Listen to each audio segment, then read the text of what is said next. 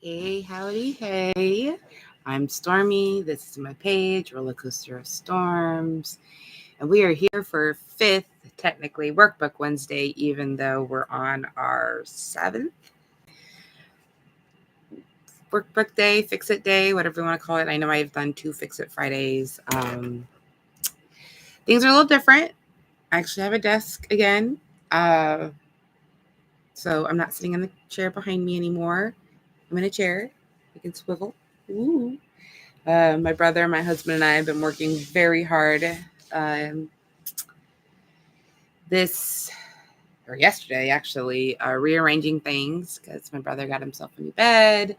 So we get to rearrange the entire house so that way he has his own furniture and we can remove our furniture out. And that way he has his own stuff.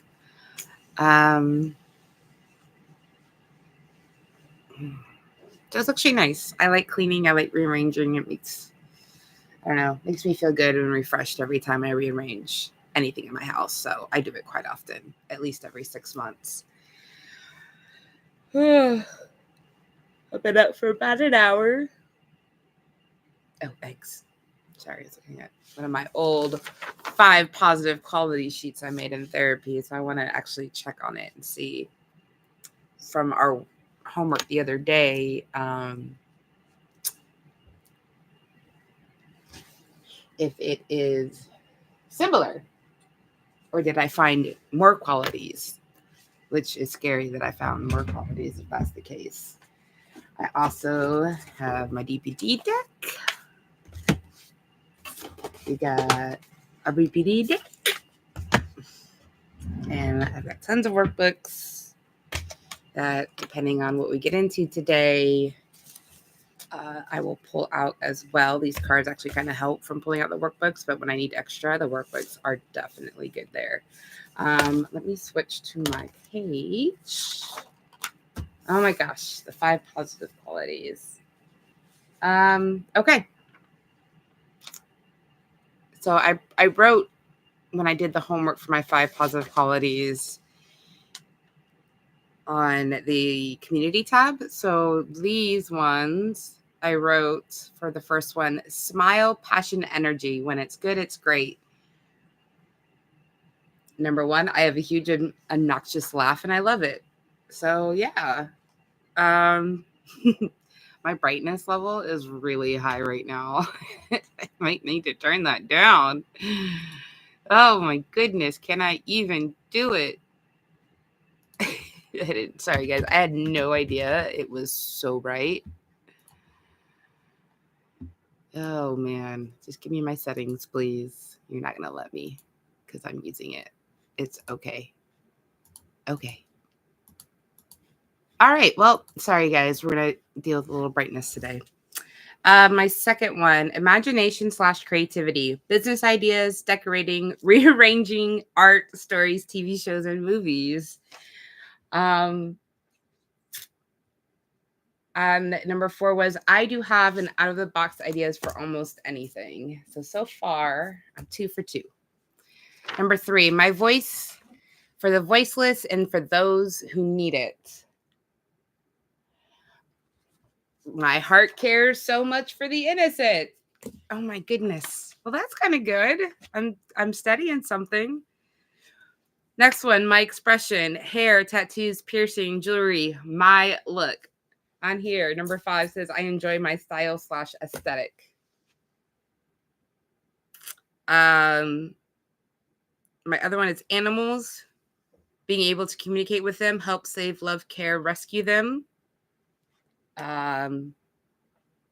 So that's the one I do have different, I think, because that's just embedded in me. So if you know me, you know about the animals. So the other one I had was I will try anything, even if I fall. So technically, I now have 6 qualities about myself. So yeah. That's insane that my qualities are still the same. Therapist Sunshine and my German Arizonan therapist will probably be very happy to hear that, to know that. So I also have in my workbook a sheet of values that I like to, that's not the right one, that I like to constantly go over and recheck myself to see if my values and whatnot have changed. Oh my gosh. Guys, we have so many workbooks. Let me tell you, like I have two, well, technically I have three of these, but one is from when I was 11. So I have two more of these. This is what therapy since 2015 looks like. All right, let me find this judgment sheet that I like. And I can tell you where this comes from. I found these work. I didn't find them. I took a DBT group when I was in Germany. I hated it, by the way. I need another group here to help me better understand and have better control over conflicts with others, even though it's not like a real conflict. But yeah, it's sticky judgment, self-soothing, emotional regulation. I know it's like right here somewhere. Values, interpersonal effectiveness. Anyways, DBT group, I'm not gonna lie, we need it, but it's fucking difficult. Dear man, give fast. Okay, so as you can see, I'm constantly checking and rechecking myself to see if my values have changed or not. So what I do is I kind of just go over this because you're supposed to have 10 values. And what I can do later is I'll type this up and put it in the community tab, or I'll take a picture. Now I'll type it up because I don't want my stuff to influence anybody else's. So what I'll do is I'll take the time and type up a bunch of value words. And if anybody wants to for themselves, for their homework, is to go through and see what really is your values. And with those values, are those your triggers? Mine tend to be, just so everyone knows. So it looks like back in the day, and what I'll do is I'll also do my own values after I type it up so I don't see it. And I'll do my own values as well. So let me write that down for my homework with my handy dandy notebook. Yeah.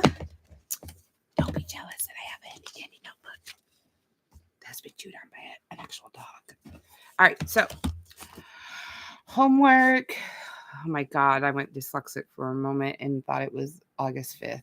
Ugh. May 8th.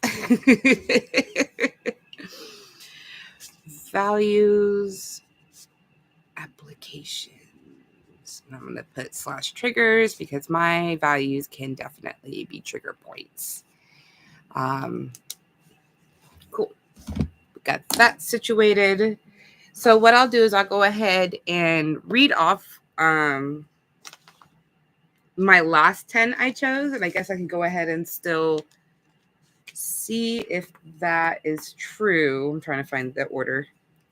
So number 1, I have dependability, and I have circled that and hearted that 1, 2, 3, 4, 5, 6, 7 times it looks like. So dependability is something, wow, I probably don't thrive on as much anymore because I feel like my dependability was always people pleasing. That's interesting because I used to always give myself up no matter what, which I think I still do, but I do with some boundaries now. Especially because I have been burned, even just recently, I have been burned with being overly available because I don't work while other people do. Every cat has been up here since I've changed things. Batman, you can't sit in my lap. There's a book in my lap. My therapy cat. The boys are upstairs with my husband. So dependability to me was always being available to anyone that I cared about so that they know they have someone in their corner. But to me now, I know that my dependability also meant that I gave up too much of myself and I wasn't there for myself in my own corner. So it's interesting. I can reflect back on that. Batman, I'm sorry, you can't. Okay, it's a book. I got to read the book. No, there's no room in my lap. There's no room. You can just let me there.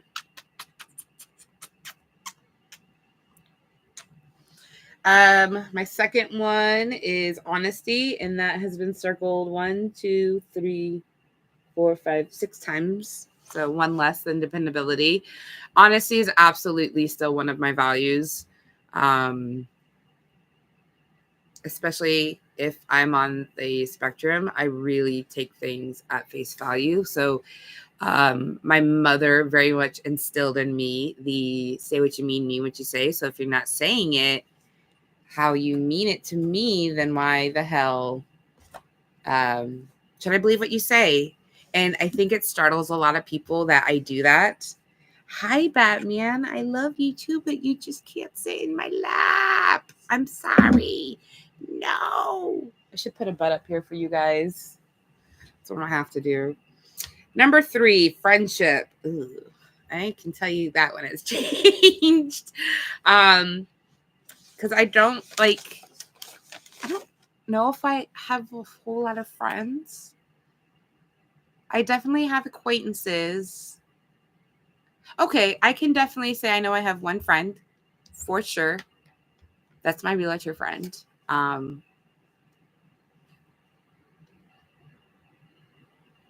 Everyone else is my chosen family that I am close with. So where friendship was marked 1, 2, 3, 4, 5, 6 times as well, I don't think I would mark it this time because friendship is not equal for the most part, and finding people who are on the same path with you is also not easy. And like they don't have to be like exactly on the same path, but just bettering themselves. Just there you go watch the birds, Batman. Just learning to grow and not get stuck in your same cycles. I think that's the most difficult part with friends. Because for me, I am not a surface level friend. And I think that's what I consider an acquaintance. And I think that's what a lot of people are with their friends. They don't really hit deep unless it's just venting. And even then when somebody's venting, they don't want advice. They want comfort, but if you're echo chambering what they feel, which I don't do. So I've lost a lot of friends because I won't echo chamber. I won't be mean, but I will be very straight to the point. But usually I'll try to help come up with some kind of resolution or some kind of settling feeling for the issue that you have. So like I remember being younger and I had some friends that would get stuck in a cycle of breaking up with their significant other and then going back together and then breaking up, getting back together, or like picking the same type of person that is just repeating the cycle. And I remember, I think it was twice I've had these discussions with 2 of my friends, and it's probably a me thing that I said, this is like the 3rd or 4th time we've talked about this, and you don't listen to what I say. You don't really care to hear what I have to say. So why are we having this discussion again? I'd rather not talk about it because for some reason, repetition to me is very triggering, very, very triggering. And so like, I don't like being stuck in a pattern, in a repetitive cycle because I want to grow. Boo-boo, you up on the counter, huh, boo-boos? I see you. Taking phony's food. Okay. Asshole. So I think that makes me more of a difficult friend because I want to help solve the issue so we can move on to the next thing. Like if you're so focused on this one issue, how are you growing in other ways? How are we growing together if we're going to continue to talk about the same thing? So number 4, self-reliance, and that is marked 1, 2, 3, 4, 5, 6, 7 times. So the same as dependability. It's a double-edged sword if I reflect upon self-reliance now. because to me it was self-reliance was when they leave you, this is what you need to be. When they are done with you, you need to have something. And that probably pushes away a lot of relationships. But in my relationship, I'm showing I'm equal. I can do what you can do to the most part. You know, I'm not as strong, but or as smart. I can do what you can do as well. So don't think that you leaving me or you being done with me is going to affect me in any way. And that's probably a trauma response. Excuse me. I am smoking a little bit, guys. I'm quiet. There's nothing to do. It's kind of calm. This isn't a heavy thing, I don't think, but I get a little pain from my back. I really wish I could stop having back pain. Hello, Foxy. Please don't, Foxy. Please don't, Foxy, because you like to get into everybody's business. Thank you, Foxy. Number 5, humor. That is marked 7 times as well. Yes, humor has been the biggest thing for me since I was a kid. And that probably goes back to my father, because my mother was too much in her trauma or in stress to enjoy a lot of life until she met her husband, which at the time I was very, very, very grateful for, because I've never seen her smile so big or actually laugh. And we get to make jokes now. And it's okay, even though she didn't like all the jokes, especially our butt jokes at dinner. Guys, I love you all, but mouth. Where'd my lighter go? Okay. Humor is what got me some of the boyfriends I did, because they just made me laugh. And all I wanted was to feel good in a home where I very rarely felt good unless I was listening to music or with my animals, or actually alone in the house. Which being alone in the house, hi Foxy. Yes, let's show your butt to the world. Thank you. Foxy. Foxy. Yeet. Nobody wants to see your butt. I'm going to pick your eye boogers. I'm going to pick your eye. I'm going to pick your eye boogers. Then run. Run away. Run away. Yeah, to this day, I still like being home alone. That's when I feel my safest, is when everyone's out of the house. Even though I know that I'm not going to get judged. Sorry, my husband's writing me. I don't know if he, okay. I make sure the boys were good upstairs. We've had sick dogs. Someone got a virus, because we've had a bunch of new dogs walking in our front area. So one of the boys got a virus that gave it to the other boys, and we're on day. Oh my God, we're almost at a week of this. So yeah. Yeah, which is crazy, because as much as I value feeling good and humor, I don't watch a lot of stand-ups, because I don't find stand-up comedy that humorous at times. I remember the last time I watched one was probably one of John Mulaney's, and I actually laughed really hard at the horse joke. But he has a certain way about him, and way he's very characteristic. And while you get an idea of a character from other comedians, it's still them being that. And John Mulaney at least attempts, not only physically, but with the speech pattern, with the accents, everything like that, he's able to build somebody that you're not seeing and not attribute to him just telling a story. And that's why I feel like a lot of comedians are just telling a story, to their friends or whatever. But I'm not your friend, so I don't get it. Whereas my husband will laugh at anything and everything, and that's totally awesome for him. And I'm not jealous or anything, because when I know I laugh, I know I'm truly feeling good, and I'm truly happy, which is why I like my laugh. It's very loud and jarring, but you can always find me. All right, so humor, number 6, passion.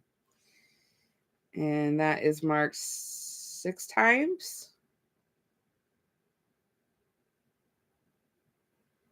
I feel nothing with that word.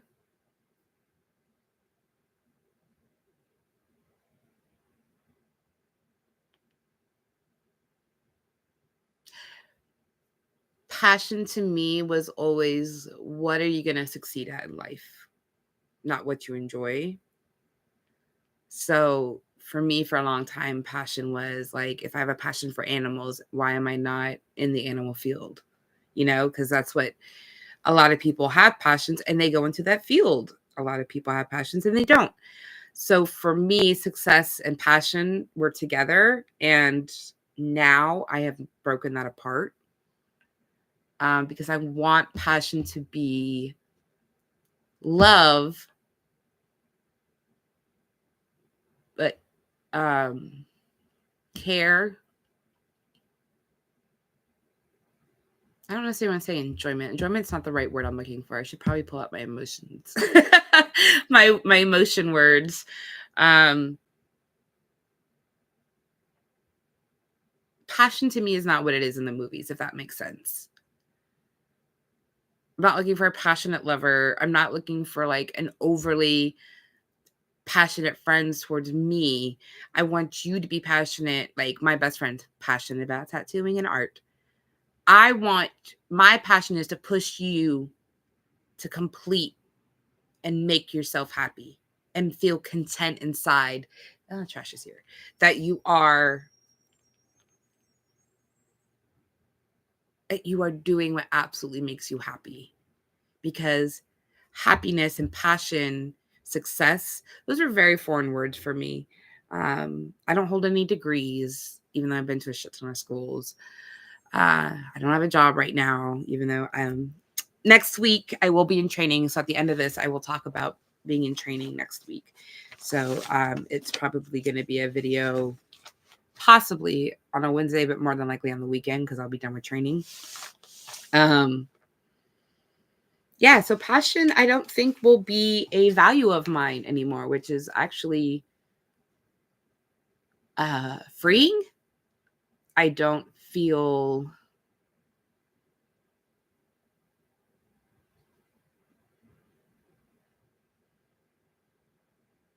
responsible to that word, if that makes sense. I'm not out here looking for passion anymore. There's other things I'm looking for. And I think a lot of people think they need passion in certain aspects to complete themselves, but it's too heavy and too much of a pressure of a word for me. So whereas people can see my passions, they can see my passion in supporting my friend and chosen family. They can see my passion in my animals. They can see my passion in my decorating. I know it, to most people, my house is like a cluttered mess because everyone has like super clean walls and counters and like, I don't know. I want my memories. I want my things. I want to look around and go, yeah, I remember when I got that at this point on this trip with this person. I'm actually going to try to fill up this whole area with a bunch of pictures on this side. Like, this is my house. This is my safe space. So I'm not making this house for other people to enjoy, for other people to feel comfortable in. I'm making this house for me, for my safe space, for me to be comfortable. So I do get people that are like, oh my God, your house is like a museum. And I'm like, no, it's not. It's 9 animals. It's always have dirt on the floor because the dogs. Like, what do you mean? I sweep 4 times a day. It's not a museum. But they mean by all of the different art and stuff I have on my wall. So like what you see on my wall back here, minus maybe the pins, all of the different art types that you see in shapes and sizes is all over my house. All over my house. Upstairs I have paintings that I've gotten from people on the street. Street artists. I have paintings that me and my husband did during couples therapy. I have paintings that my loved ones have done. Upstairs, and then going upstairs it's Marvel, and down here it's DC. In the other room it's Star Wars, which we're actually getting rid of some Star Wars stuff. So yeah, passion I think will not be a value of mine. any longer. And I think I'm okay with that. 7, acceptance. Ugh, that is a double-edged sword. And that was marked 6 times. Acceptance. Yeah, it is such a double-edged sword. No, I don't want to be accepted. How about that? I want to be understood. You don't have to accept me, but you can understand. Does that make more sense? Like, I'm not looking for acceptance. To a point, there is still that judge inside of me that very much thinks acceptance equals success. I actually have a paper I pulled out where I wrote a letter to the judge trying to make peace with my inner judge. And that judge got its name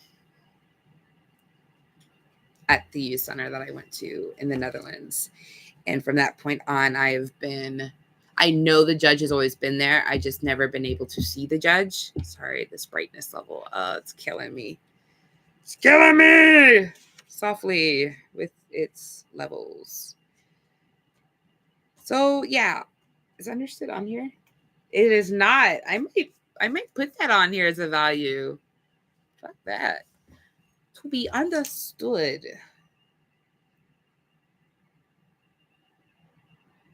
Yeah. I don't. Now, acceptance is a heavy word because do I want acceptance and tolerance for everybody? Absolutely. Am I looking for people to necessarily accept me and who I am? No. Number 8, determination. Yeah, that one's still big. It's right under dependability. Because to me, determination is not giving up. It doesn't mean you have to go full force. It just means don't stop. Even if it's just the tiniest step, don't stop, because that determination leads to so much more. For others, it leads to passion. For others, it leads to understanding, spirituality, strength. Like, there's so much that determination, sorry, it was under dependability, lends itself to, that like I say, in my circle, as long as you're still striving, as long as you're still taking those steps, I'm not just going to throw you out, but the moment you stop, the moment you don't have any more determination, I don't think we can. Sorry, my sweet tea. I'm from Florida. Leave me alone. I miss McDonald's sweet tea. Like, they have sweet tea up here, but they don't always do it right.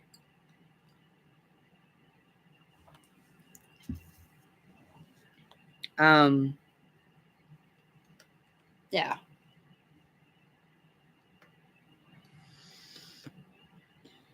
Number 9, commitment.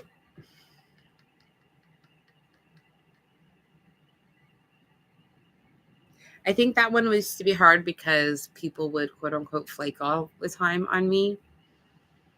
And so for me, I value say what you mean what you say. And so if you give me your word, you're going to do something, I expect you to follow through with that. But that's not for me necessarily. That's me expecting things from other people, which you can't do. Rate me again? No. So I don't know if commitment, and it's smart just as many times as dependability. That one's definitely changed too. And number 10, adventurousness. Yeah, that one's marked. And obviously, I'll try anything once. It's one of my good qualities. So I do like taking adventures. I do like randomness. I do like, hey, let's go over here and do this. Sure, why not? When my body's feeling good. Which hasn't, I would say it hasn't been as often, but like it's been harder to become more spontaneous. I don't know why I want to say spontaneity. It's harder to become more spontaneous or more adventurous because you have to plan. So this values application, I'm going to go ahead and type this up on the community page. So if anybody wants to find what their own values are, and reflect on those values and what it truly means to them, and possibly if any of these values are your triggers as well. So I'm gonna leave this book open for later. Sorry, up close and personal. Let's go ahead and get into the DBT and BPD deck because I should have done that first. I got on a roll. Oh boy. Look at all these cards. I wonder if I should just do as many videos as cards I have, and then hopefully I'm healed by the end, right? Okay, so the DBT deck, see others' perspectives. There is no such thing as an absolute truth or position that accounts for all perspectives. Pause. Right here in my notebook, I wrote to speak about, where is it? Speaking in absolutes. So the universe is on it again. Think about someone's idea or think about someone's ideas or perspectives that are disagreeable to you.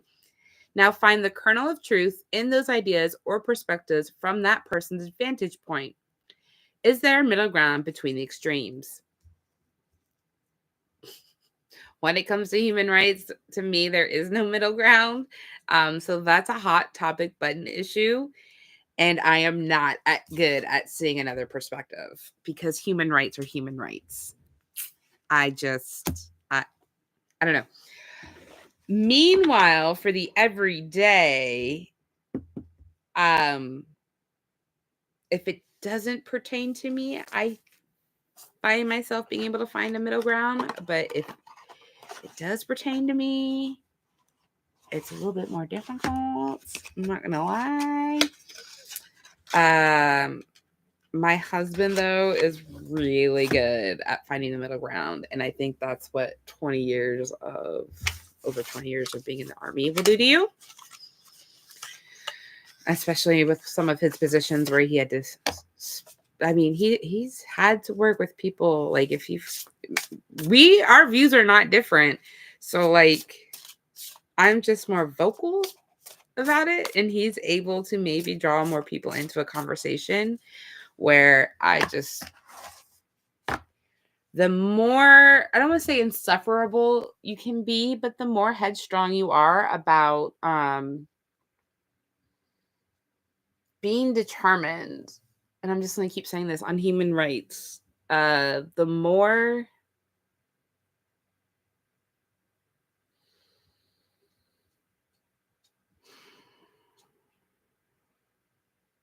I don't know, maybe because they're not seeing another perspective. They can't see our perspective. But the more naysay that you are with human rights, the more I also shut down. And I don't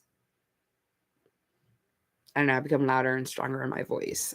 So I definitely can lend to conflict in that matter, or ending relationships. And that's what I mean with like neighbors, acquaintances, friends, people you thought were friends, like things like that. Yes, Batman. I'm sorry you don't get your way. I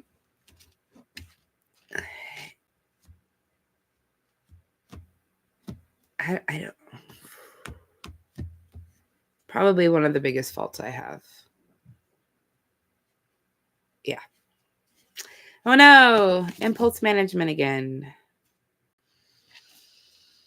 Redirect physical self-attack. Yeah, so redirecting physical attacks. That is something. Sorry, I gotta switch because I'm getting a little uncomfortable. And it's probably like in my emotions, not like physically uncomfortable. When you feel the impulse urge to physically attack yourself, resist going to that old maladaptive habit and push the palms of your hands together as hard as you can. Use every ounce of impulse if you can. Scream out all those words and thoughts. Do this until your arms are tired and your voice is hoarse.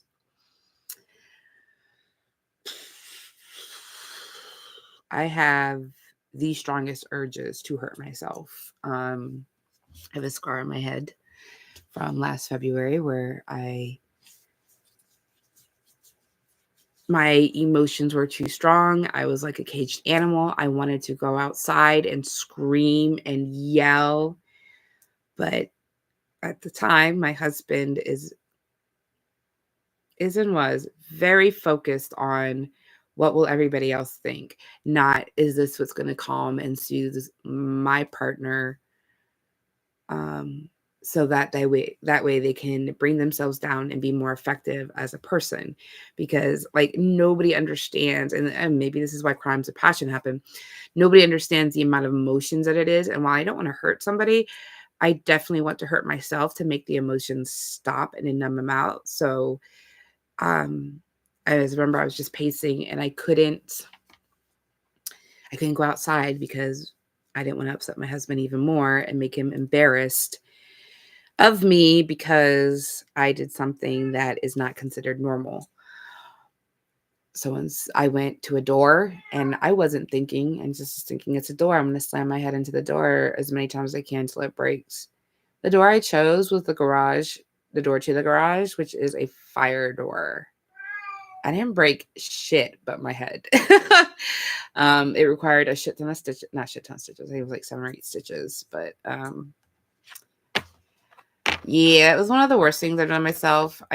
Obviously, I've mentioned that prickly pear. And to me, I never realized picking was self-harm or a self-attack. I still sometimes punch my thighs, or you'll see me like punch my hand a lot. And it's not that I have aggression towards something. It's just I can no longer control my emotions.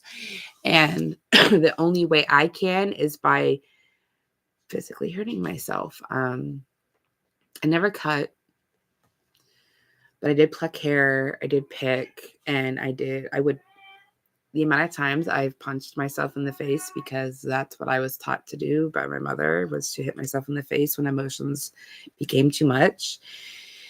It's pretty insane, and I still get those feelings. And so finally, after the year and speaking with my husband and trying to explain to him, we have agreed to use fighting bags and baseball bats. And so he gets to hold a bag, or we throw it on the ground, and I get to go to town with a baseball bat. And if any of my neighbors see, he doesn't give a flying fuck anymore, because I am what's matter, and my health is what matters, not what people think of me, which is something that I've continuously been battling my entire life. Is who gives a fuck what society thinks about you? I can say that for other people, but deep down, that judge inside of me, that the mother that has always told me what I was doing wrong, tells me I'm not acceptable. So, I have some baseball bats, I got gloves, I got bags. I have a machete for camping, but I have a machete that I have 2 machetes. One's like real for camping, and one's like for beating trees up. I try to do like dead trees and stuff like that, things that are already down, and just gotta go to town. And I also feel like other people can use that, even if you don't have BPD. I know they say like you're not supposed to be violent, but if you're always controlling yourself and you're always putting these own boundaries on yourself, if you're always like minimalizing yourself, those emotions come out in other places at unattended times. So why not make the choice to go do something with those emotions that are just for yourself? And so you can work it out in your own brain, because once these emotions overflow, my rational thinking goes out the fucking door. I am no longer in wise mind. So like, why not? If it helps me, I am not hurting anybody or anything, except maybe some grass from time to time. Bark. Definitely bark. So this is a card that will, I don't know, I feel like it's going to be with me for a long time, because For how long have I been using a physical self-attack to soothe my feelings and emotions? Because not only do I have BPD, but that's what I was taught to do with my mother. Whenever her emotions and everything got too much, then it became physical, then it became violent, then it became abusive. And while I have been that person at times in my life, I strongly try not. I really, really try, which is why I say koala. It's my trigger word when my emotions are too much and I'm not in wise mind anymore. We cannot continue these conversations because Stormy is not in wise mind and she's not going to grasp the concepts that are going on until she settles her ass down. Like these, I really, gosh, these cards are so good. Almost feel like tarot. They're like perfectly coming up at the right time. Have judge notes and a thank you note that I may or may not read.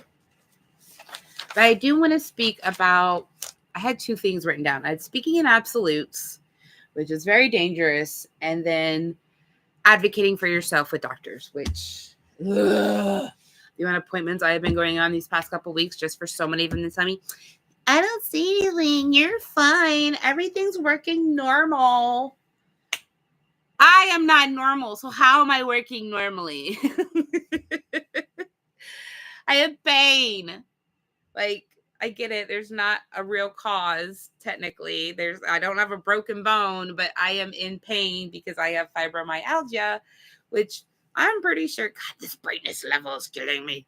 I am pretty sure comes with abuse and trauma. So, yeah. One doctor says, I've been told I have carpal tunnel on and off. I have been told I have fibromyalgia on and off. I have been told there's nothing wrong with you on and off. I've been told I don't have endometriosis for 10 years. And then finally someone decided to cut me open and take a look. And, don't you know I got endometriosis? So you guys made me miss out 10 years of life for pain where I couldn't move because it was around my bladder line and my spine. But don't believe the person. It's in pain. Like, and especially like it was frustrating for me is that I've always felt like I was treated like a pain addict, even though I've never been prescribed anything stronger than some tizanidine, some cyclopenzaprine, some GABA. Those are the strongest things I've ever been. But yet I am treated like I am looking for pain pills, which is not the case at all. I'm looking for what is the root cause? Is it my fibro? Because then I have to take a whole shit ton of different routes to help heal myself versus is it carpal tunnel? Is it, degeneration of discs? Is it A, B, C, and D? That's a medical, physical thing that needs to be treated before I can address everything else that is a symptom either that or of my fibromyalgia. Now, a lot of doctors don't understand that's what I'm trying to do. Even with me trying to get this autism diagnosis, the more I speak about my past and the patterns of behaviors I've done, the more I lean that, especially I got tested when I was younger. They couldn't figure out why I was acting the way I did. And they just said, I'm smart. I'm too smart for the class. And that wasn't the case by any means. Yes, I was too smart and I was bored, but I'm not I'm by any means a genius. Because trust me, I took I didn't take AP classes, but honor classes, advanced classes in high school, and I definitely felt like I was always behind. And especially when I got into college, taking just regular classes, I felt like I was never prepared. I felt like I always was an imposter, that I had no idea what I was doing and I was making it all up. And someday someone was going to see right through me. It's always felt. So when doctors who see so many patients, especially because being with military, so many people, you can only go on base, and that's so many people to see, and so many people are in this category or in this category, in this category. And a lot for me, and I will not speak in absolute, from my experience, most doctors on base, because there's so many people, automatically put people in categories. And then they find it hard to remove them from that category and place them in something else. So I feel like, trust me, like in the 8 years I spent over there, I definitely had a few doctors that were like, let's figure this the fuck out. Let's go for it. Let's run the test. Let's do this. I want to help you. And I could tell you their name. I don't want to tell you their names, but like I pinpoint, because I even tell them how much I appreciate them just giving me a chance to listen to me. Because like with my fibro, I had German and American doctors tell me it's all in my head and there's nothing they can do about it, that I need to see a therapist. Well, I'm like, bitch, I'm on my 4th year of seeing a therapist. What do you mean there's nothing you can do about it? That's bullshit. Well, it's because of your anxiety and depression. Listen, where's my books? I got so frustrated with what doctors were telling me. I went out and got a big ass fibromyalgia book and other syndromes. I don't want to say that word. I'm trying to say it in my head right now, and it's not coming out right, so I'm not going to say it. Myofascial pain. I said it. So over, like, if we really want to talk about my endometriosis journey, that probably started 2012, 2013. And every doctor had their own opinion. Oh, you're not enough birth control, too much birth control. Don't be on birth control.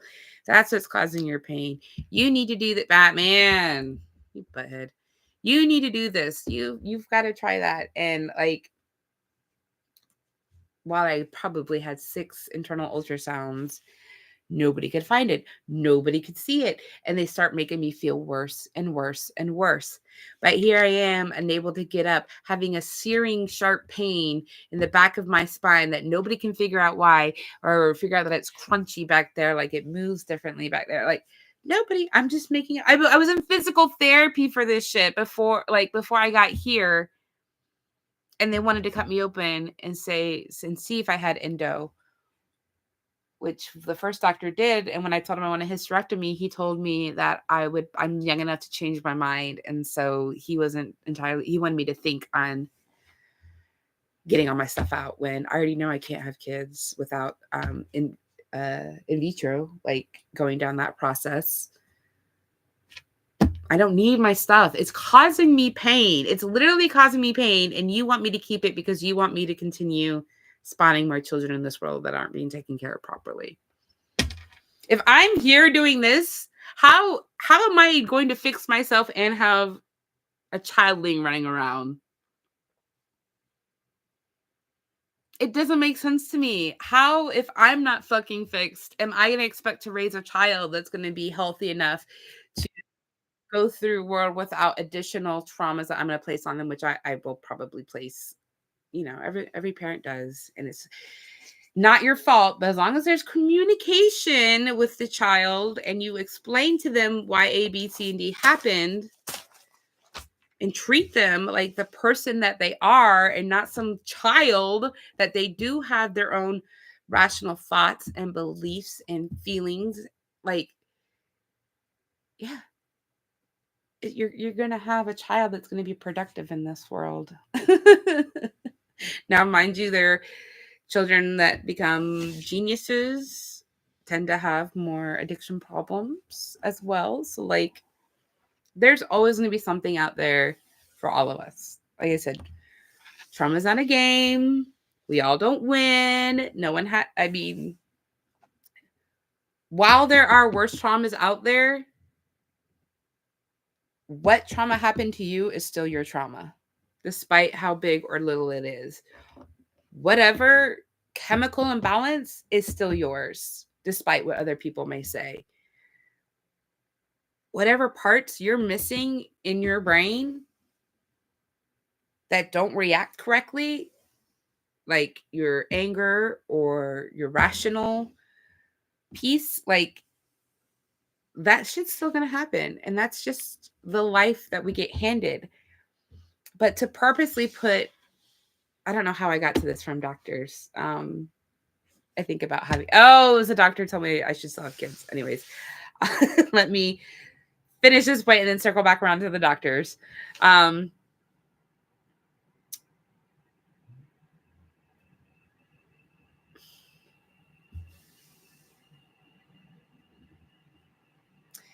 The shit that we may not mean to do or didn't realize that had affected our kids, when later on they tell us, I say us like I'm a parent, when they tell you this is what affected them, don't get defensive. It affected them. It created a core memory in them of something that you did, despite what you may or may not think your reasoning behind it was for. This is how the child received it, and this is how it affected them. Kind of goes in line with doctors, right? I know you see so many patients, but each patient is individual, and not each patient is looking for the exact same things. Me, I don't want medications thrown at me. I have been on that ride of just medication after medication after medication being thrown at you, and it didn't do anything for me. It didn't help me. So back to the doctor, this doctor who did find my endo, but then told me that I shouldn't get a full hysterectomy because I wanted to change if I changed my mind later on. So I definitely, when I got here, went to another doctor in my network and said, okay, can you scoop me out? Can you clean me out like a fishbowl? Because I don't want it. I don't need it. And by golly, if I could have donated it and found a doctor who would donate what I had to a woman who needs a better uterus to have a child, like, please take it. Of course, they didn't. They threw it all away because of my endo, which really sucks because I also couldn't donate eggs. Like, I want to give my body to help. But finally, I found a doctor who just listened to me and said, okay, if that's what you really want, here's the pros and cons of doing it this way. Here's the pros and cons of doing it this way. Here's the medications you could be on. Your choice. Your choice. Which, unfortunately, all right, let me not even get on to human rights. Let's not talk about gross states like Texas and Florida and Alabama who don't believe that women should have a choice, or anybody else that's not white and male. So with those doctors, some of those doctors telling me, oh, it's all in your head. Oh, there's like the absolutes in those statements are so impactful for someone who is knowing something's not right with her, which has been her entire life, and nobody giving the chance to try to really dig in and find it. Which every time a doctor tells you, oh, you're perfectly normal, everything seems okay, you're a perfectly healthy, normal girl, I don't know why you're here. Yes, it's been said to me. Oh, I'm sorry, I have real sick patients to deal with. Yes, that has also been said to me.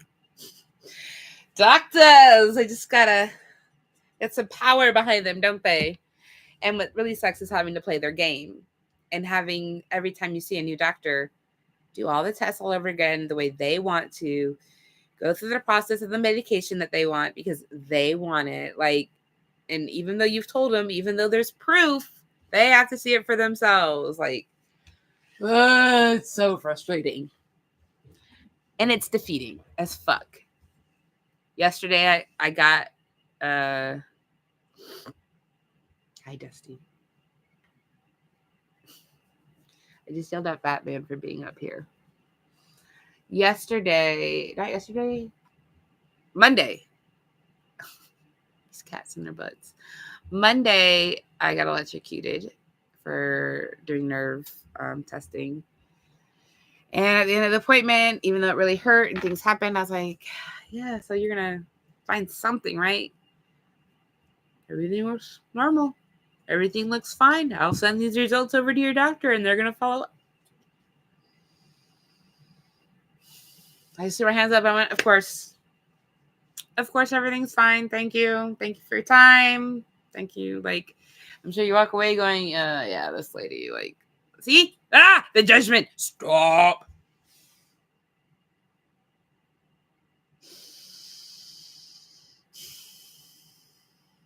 He probably thinks nothing because he has another patient to go and see. He's probably just doing his job.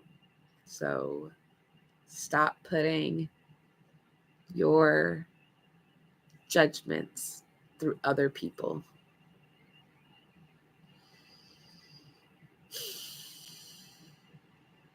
Wise mind. Yay. Isn't it fun getting healthy? Isn't it fun? This doesn't feel good because I want to be angry and I want to be upset and I want to have these judgments and I want to spiral a little bit, but it's not healthy. It's not acceptable. And I'm not saying not acceptable. That's not a right word. It's just not healthy for you. Let's just keep it at that.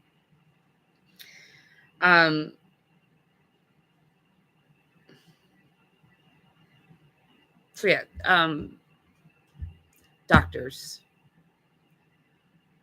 For those of us with invisible illnesses, chronic illnesses, it is so defeating having to deal with so many doctors. The reason I had to deal with so many because being in the military, and if we weren't moving, they were moving. So I could not tell you the amount of doctors I have seen. Even here, my PCM's already changed 3 times, and I've been here 3 years, and I'm not seeing military doctors. I'm seeing civilian doctors. I've already had 3.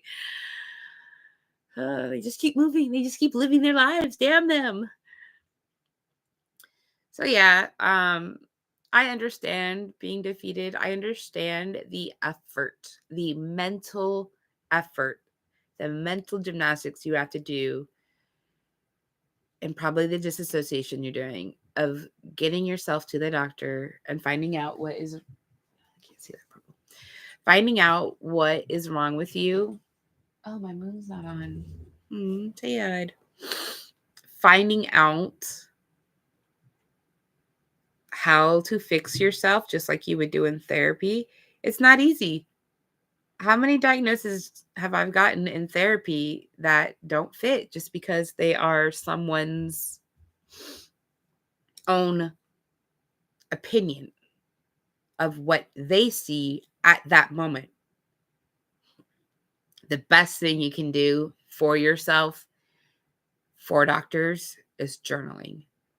Journaling your pain, journaling your activities, journaling. It doesn't necessarily be food because it doesn't have to be diet related unless, there is an issue medically, high blood pressure, cholesterol, overweight, underweight. We always talk about overweight, but underweight as well. That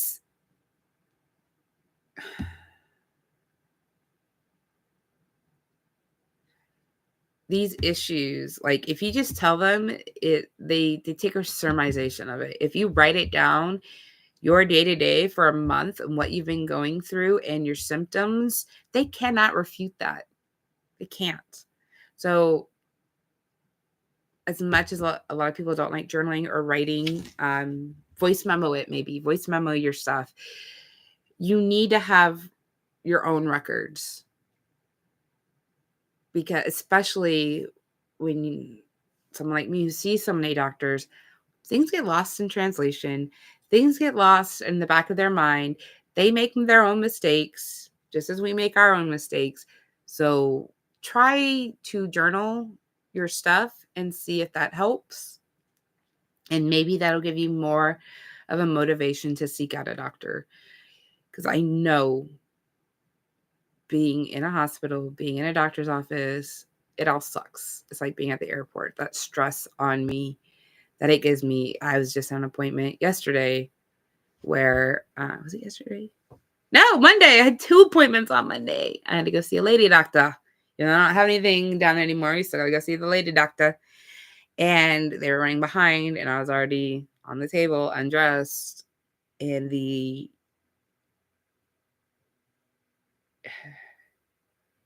it's probably a 10-minute wait. I don't think it was 15.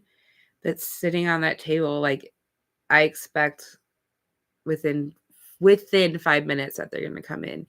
And they didn't. And they did it. And my anxiety got so bad. My freaking leg was just jumping off the floor. I almost got dressed and just said, tell me when you're ready. And I can be undressed in a minute. Because I was that uncomfortable with being exposed for so long. Like, I want to be someone who's just get in, get it done. The longer I have to sit in the doctor's office, the higher the chance of me running is. I have definitely left going, nope, I can't wait any longer. I can't take it anymore. I just rather be at home because at home is a comfort. My bestie wrote me. What did she write me?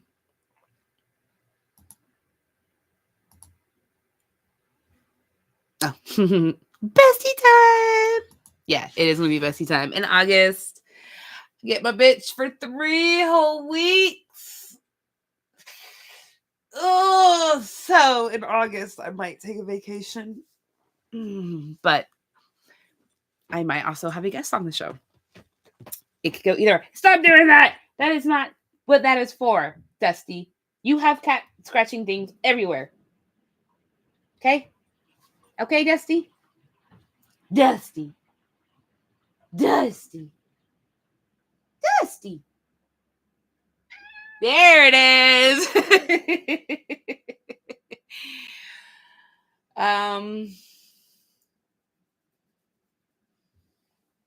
Maybe I'm gonna say speaking in absolutes for later.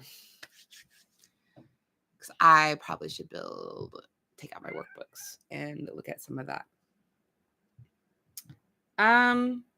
Instead of going heavy, let's go on. I want to say positive, but let's do more of appreciation. Maybe we'll read. Excuse me. I woke up nauseous this morning, hence the smoking. I don't want to get into the judge letter because I think speaking on the judge, and I want to get into my youth center books where like I really talked about the judge and what that was going to be like. That I'll save that for a whole nother discussion and a whole nother workbook. I still need to come on here and finish, I don't want to say my life story, but like my journey. I know I left off in middle school. And that's something I want to complete. I want to get through the high school stuff. And then have a thing speaking about what I went through with meeting my husband, then like what me and my husband went through together. And maybe that's something I can get him on for. He's not watching yet, but wink, wink, nudge, nudge, sir. Wink, wink, nudge, nudge. But on his own time as well. I hear the boys. I have to finish this up because they're going to come down here and it's going to be just badness. So I wrote this and trying to, I want to say thank my inner child maybe, but to appreciate the inner child and how strong and what she actually did for me.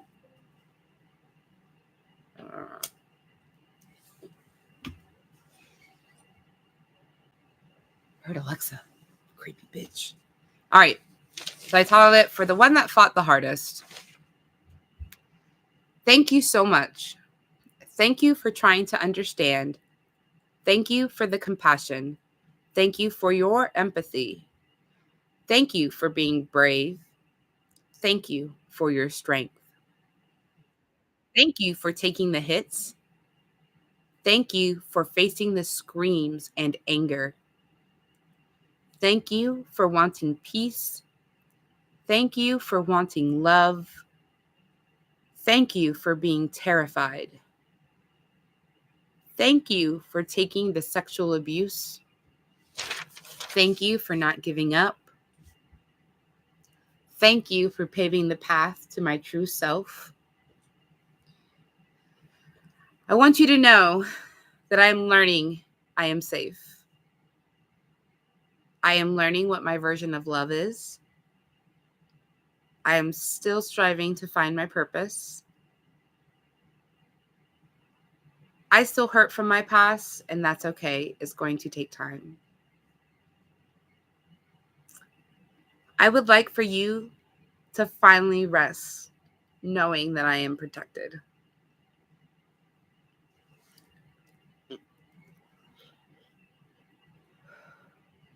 I want you to be free, wild, and bright.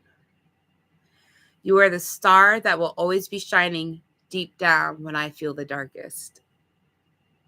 You no longer have the responsibility to watch me, Go run with the wolves and learn to love the night and not fear the next day. I will forever be grateful to you, Stephanie, my inner child. Yeah. Ow. So maybe that's something others should do if they want, if we're looking for some homework ideas, is reaching out to that child or that young teenager or even young adult who faced that trauma and appreciate, even though you were taken advantage of, what they did and the strength they had to continue on to keep you here. Acknowledge of the child. He just waited a little bit longer, like 5 more minutes would have been awesome. Couldn't wait for me to message you. You couldn't look, sir. Ryan, you couldn't look to see if I was still online. I know you wrote me. I was reading something.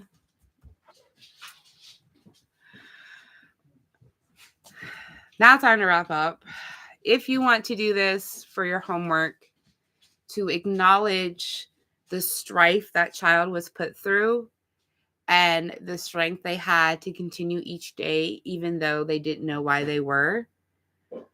Give acknowledgement and love to that child that kept you around to be better and be healthier despite the struggles we went through.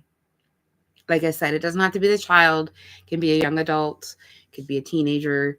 Whatever aspect of your trauma hit you, let's thank that person at that time. Even if you're an adult and you went through something, as many women do or men do, abusive relationships, narcissistic partners. You might feel silly for being an adult and still being taken advantage of, but that's not the truth. These people pray. These people want the damage. These people seek you out. So instead of judging yourself, let's give yourself grace and you might not be able to make peace, but learn to accept where you were, who that person was, and what they actually did for you to get you to this point now. With that, now that everybody's awake, I'm going to go ahead and get off and start the daily chores and make sure we got to give meds to the poor pups so they have better poops. We don't have mud butt everywhere because that's always fun to clean up in a yard.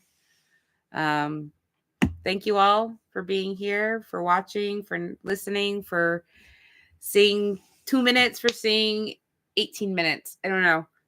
Thank you. Thank you to myself, I guess, for still making it out here, for trying. Hopefully I can reflect back on this. Again, as always, if you feel like you need this, share it. If you feel like someone else could use this, feel free to share. Obviously, I'm on here because I don't say I'm not afraid, but I don't want others to feel so alone like I did. So if you think anybody needs that, loneliness is really hard to combat alone.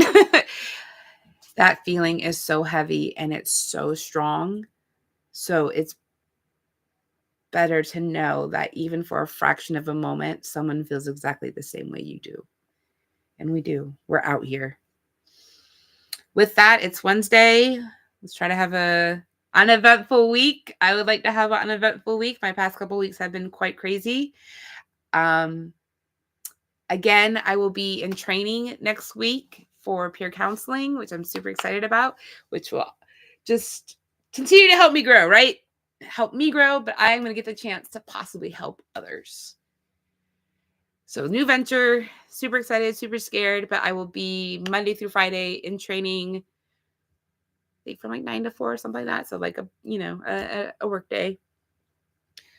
Depending on what I have to do or how much of a toll it could take on me being out, because I definitely will mask some. I may or may not get on next Wednesday, but if I don't, it would probably be Saturday or Sunday on the weekend. more than likely Saturday, because I think everyone usually works on Saturday in the house. And I will catch back up on the homework for values. I will type that up. I'll probably do that now once I get off. Well, I got to do make sure everyone else is settled before I get into that. But you will see that up today. I will get that up today. And I will also redo my values and see how much of my values are also triggers. Have a great day. Bye. Be well. Be kind.